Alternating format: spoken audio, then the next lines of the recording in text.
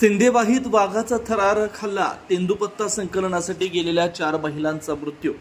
सिंधेवाही तालुक्यातील गुंजेवाही जंगल परिसरात तेंदूपत्ता संकलनासाठी गेलेल्या 4 महिलांवर वाघाने हल्ला करून त्यांचा बळी घेतल्याची दुर्दैवी घटना घडली आहे। या घटनेनंतर परिसरात भीती आणि संतापाचं वातावरण निर्माण झालं होतं।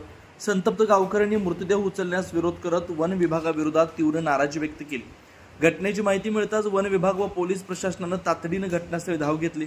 गावकऱ्यांशी चर्चा करून त्यांच्या मागण्या मान्य करण्यात आल्यानंतर परिस्थिती नियंत्रणात आली। त्यानंतर मृतदेह नातेवाईकांच्या ताब्यात देण्यात आले। गावकरी पुन्हा गावात परतले।